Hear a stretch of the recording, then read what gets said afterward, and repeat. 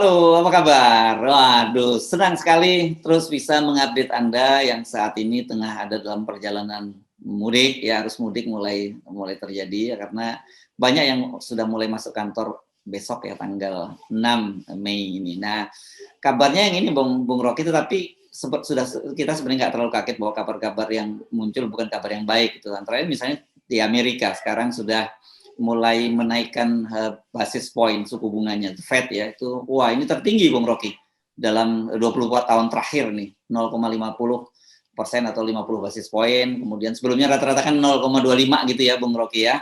Tapi kabar, saya nggak tahu kabar baik atau kabar buruknya juga, Pak Jokowi tetap ngotot kelihatannya bangun ibu kota baru ini, sudah perpresnya sudah dikeluarkan, terus kemudian apa-apa saja yang bisa nanti akan dipajakin, dari mana duitnya akan muncul, dan yang jelas pokoknya sekarang kelihatannya mengandalkan APBN lah, itu yang sekarang terlihat pembangunan ibu kota baru. Nah, dua topik ini saya kira topik yang menarik, tetapi sebelum itu saya ingin memberikan informasi yang juga menarik ini karena penting semangatnya seperti kita sebut, ini kan Ganjar Pranowo disebut sebagai satu calon presiden ya Bung Rocky, dan kita memaparkan track record orang, jangan hanya melihat dari hasil survei, lembaga survei bahwa tertinggi dipasangkan dengan siapapun dengan sandal jepit akan menang. Enggak itu yang kita concern calon presiden. Bagaimana kinerjanya. Nah, sekarang ternyata ini kemiskinan di Jawa Tengah ini kan berarti di bawah Ganjar ya. Ini meningkat tajam dari tadinya hanya di 5 kabupaten sekarang jadi 19. Waduh, ini kan dahsyat sekali angka ini ya. Dari situ, nah tinggal pilih Anda mau yang begitu-begitu atau cari yang lain, silahkan. Ini kita cuma memaparkan data saja ya. Ya, kita mulai dari soal dolar, dan kan orang selalu melihat dalam nilai dolar itu, selain nilai currency-nya, ada nilai trust-nya itu.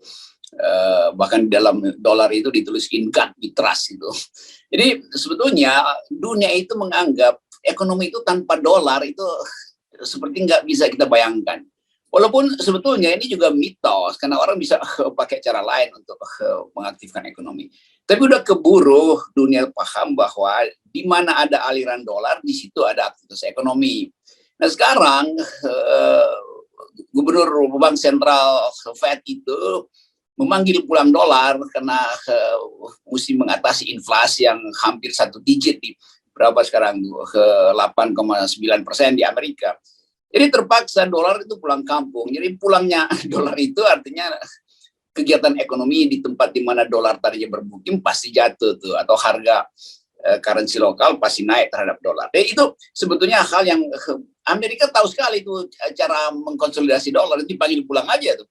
Nah, soal klepek-klepek negara-negara lain itu urusan belakangan. Jadi sekali lagi sinyal itu sebenarnya dari awal tahun kita udah duga, dan semua orang yang mengikuti peristiwa-peristiwa finansial dunia tahu bahwa memang Amerika merekonsolidasi dolar karena bukan sekedar soal inflasi, tapi ada semacam upaya untuk menguji stabilitas ekonomi negara-negara lain. Karena di balik dolar juga ada politik gitu. Jadi itu intinya. Nah sekarang tentu semua orang tahu bahwa berimpact pada Indonesia. Indonesia mesti cari dolar yang mahal buat bayar utang. Indonesia mesti lakukan penyesuaian macam-macam. Jadi termasuk suku bunga Indonesia terpaksa mesti ngikutin gejala dolar. Jadi semua hal yang dulu kita hitung sebagai faktor internasional pasti akan masuk ke Indonesia. Dan itu yang juga menyebabkan kita bingung kok Presiden masih berupaya untuk bangun ibu kota. Padahal seharusnya kan Presiden berpikir bahwa ada kesulitan likuiditas, pasti ada kesulitan untuk bayar utang. Tapi dia tetap ngotot. Itu artinya ini Presiden nggak paham tentang gejolak ekonomi dunia tuh. Sementara dunia lain udah siap-siap, bahkan menduga Amerika mungkin udah bersiap-siap resesi, itu Jerman udah resesi segala macam. Tapi ambisi Presiden ini yang nggak bisa kita pahami dari mana cara dia berpikir ya. Satu-satunya keterangan memang dia ambisius gitu untuk meninggalkan sesuatu yang mewah diingat bangsa. Jadi bagian ini yang kita anggap dari awal Presiden dikelilingi juga oleh orang-orang yang mau diam aja karena takut untuk berselisih dengan Presiden. Karena pasti Presiden juga tahu kelemahan menteri-menterinya. Jadi kita dijebak sebetulnya di dalam soal itu. Lalu tadi kita hubungkan dengan apa gunanya membayangkan ibu kota. kalau rakyat di Jawa itu kemiskinannya 10 kali lipat dari sebelumnya, udah 5 kali tumbuh dari 5 kali menderita tuh. Tapi bukan sekedar di Jawa Tengah tuh, siapa aja juga di Jawa Timur, di Jawa Barat. Jadi termasuk Ridwan Kamil tuh yang nggak ngurus daerahnya tuh. Kalau Ganjar kita udah tahu dia pasti nggak ngurus daerahnya karena dia sibuk jadi capres tuh. Jadi itu intinya. Kofifa juga begitu yang kemarin dia tagin Prabowo tuh. Jadi Jawa itu memang kemiskinannya naik dan naiknya drastis. Dan ini yang sebetulnya mau disembunyikan dengan isu-isu 3 periode ibu kota baru macam-macam. Nah itu bertemulah di situ kemiskinan di Jawa dan pembelahan masyarakat karena Islamofobi. Lalu ada faktor internasional yaitu gejolak ekonomi dunia. Jadi siap-siap kita untuk mengatakan bahwa memang 2024 susah dibayangkan akan mulus kalau keadaannya begini. Ya, ya. Karena kita sudah bisa menduga ini meskipun tidak segera gitu, pasti BI sekarang sudah menghitung-hitung berapa suku bunga acuan yang harus dinaikkan. Nah, tapi bagi pemerintah yang terasa pasti SBN, surat utang negara ini pasti juga mau nggak mau naik, dan itu berarti kan nambah bunga utangnya juga tambah tinggi lagi kan. Itu mau nggak mau terjadi begitu. Belum lagi kalau kita bicara tentang kenaikan-kenaikan ini, Pertalite, gas 3 kg juga ini tinggal menunggu waktu ini pilihannya. Kita belum dengar sejauh ini apa kebijakan dari Presiden Jokowi yang melarang total ekspor minyak goreng gitu. Karena menurut saya pasti menduga keras bahwa Pertalite dan gas 3 kg ini berani dinaikkan setelah harga minyak goreng stabil. Kalau enggak itu udah tabrakan yang luar biasa itu nanti. Ya itu yang kita sebut sebagai pemerintah itu didesain oleh konstitusi kita, bahkan diperintahkan untuk menghasilkan keadilan sosial. Lain kalau betul-betul APBN-nya bolong, kan Sri Mulyani 2 tahun lalu masih mengatakan bahwa akan ada krisis besar di 2023 tuh. Dan itu sebetulnya ada pengetahuan dia karena dia juga semacam konsultan atau agen dari IMF dan World Bank kan. Dan sekarang mulai terasa itu krisis dunia impact-nya ke Indonesia. Jadi soal-soal semacam ini. Lalu kemudian kita tahu juga Sri Mulyani mengatakan kita ada kelebihan uang kok karena ekspor komoditas kemarin ada 400 triliun. Lalu kenapa ada kemiskinan di Jawa? Lalu orang bertanya, lalu disparitas itu disebabkan oleh apa? Artinya negara gagal membagi keadilan sosial. Masa ada untung tapi rakyatnya yang menderita? Berarti untungnya itu jatuh pada kelompok yang lain kan? Kan gampangnya begitu. Ini 400 triliun keuntungan masuk di APBN karena ekspor komoditas tahun lalu ternyata tidak jatuh pada rakyat miskin, bahkan mereka bertambah miskin, maka disparitas naik. Dan itu orang menganggap ya pasti jatuhnya kalau nggak ke rakyat ya pasti jatuh ke oligarki kan, oligarki makin untung, rakyat makin buntung kan, itu tuh. Jadi kita mesti buka sebetulnya persoalan ini supaya jangan ada dusta di antara kita lah. Sementara ambisi untuk membiayai ibu kota juga akan dibebankan pada APBN kan, itu nggak fairnya tuh. APBN itu untuk menghasilkan kesejahteraan, bukan untuk investasi yang akumulasi elitis kan, itu kan semua dalil yang ada dalam Pancasila, dalam konstitusi, dalam sejarah bangsa ini. Jadi kelihatan presiden memang ya udah gagal bahkan untuk memenuhi janjinya sendiri, dia berbohong. Apalagi kalau dikatakan bahwa dia adalah simbol dari keadilan sosial versi Bung Karno. Ya Bung Karno semua anggap ini orang ini nggak ngerti apa-apa nih, asal ngomong aja pakai nama gue, kira-kira begitu kan. Jadi itu intinya tuh. Kan kemarin kita berharap ya bahwa dengan bersemedi dengan Topo Broto atau menyepilah gitu di Gedung Agung di Jogja, beliau mendapat spirit dari Bung Karno. Kan bagaimanapun itu kan bersejarah sekali ya Gedung Agung itu, awal-awal kemerdekaan dulu ya, ketika Bung Karno masih memimpin Indonesia dari Yogyakarta. Jadi saya kira tidaknya dapat ada dialog gitu, tapi ternyata kebijakannya kok tidak gitu, tetap ngotot bangun ibu kota baru. Ini saya baca menarik juga ini karena perpresnya ini soal mengatur pajak apa saja yang diterima bisa diambil oleh otorita nih, dari burung walet, pajak kendaraan, pajak macam-macam yang tanpa izin dari DPR gitu. Nah, tetapi pertanyaan saya, siapa yang dipajakin ya gitu, orang ibu kotanya juga belum ada kan. Gitu. Nah, tetapi risiko yang serius saya kira ini kan kita pernah baca data lama ini dari Kementerian Keuangan yang mereka menghitung-hitung aset dari negara pemerintah pusat di Jakarta.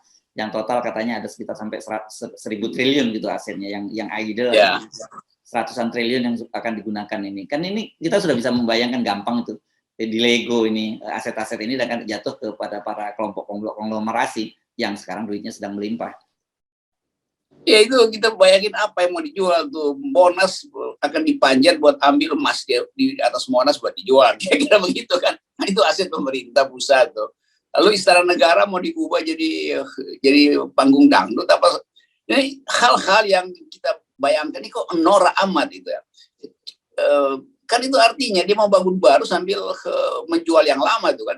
Jadi rakyat tetap anggap ini akal-akalan apa ini, atau dibaliknya ada desain apa tuh.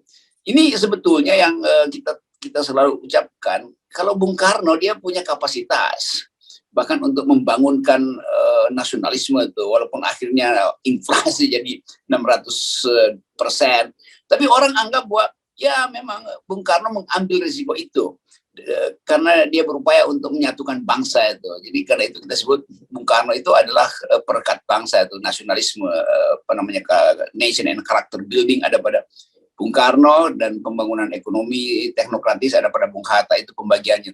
Nah sekarang Pak Jokowi justru menyebabkan keretakan bangsa. Kan itu yang kacau dalam cara kita melihat kan. Sama seperti kemarin kita lihat soal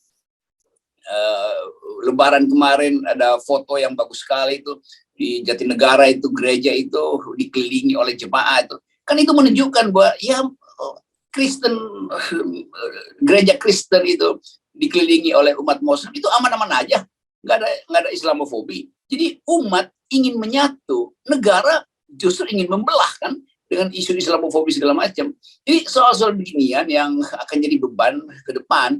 Tapi kita tahu bahwa memang nggak ada cara oleh negara untuk meminta perhatian publik, seolah-olah digembar-gemborkan lagi bahwa ini teroris, Islamofobi. Kalau ada teroris itu satu gereja itu di situ kemarin itu udah selesai itu di rata-tanakan sebagai tanda perlawanan. Tapi tetap rakyat Indonesia itu paham apa yang disebut toleransi, dan toleransi yang bermutu itu harus datang dari hati, bukan diperintah-perintah oleh Jokowi itu. Kan Jokowi selalu kasih sinyal seolah-olah kehilangan toleransi. Itu ada toleransi itu berjalan, justru sinyal dari istana itu yang ditangkap oleh masyarakat umum sebagai sinyal Islamofobi. Jadi bergabunglah di situ. Kita mau analisis keadaan kultural, kita analisis keadaan sosial politik yang resah, kita analisis faktor ekonomi yang betul-betul tidak didesain secara teknokratik, kita analisis faktor internasional yang akan mengubah di politik ke depan. Lalu kita tanya, kapasitas Jokowi mampu nggak mengatasi itu?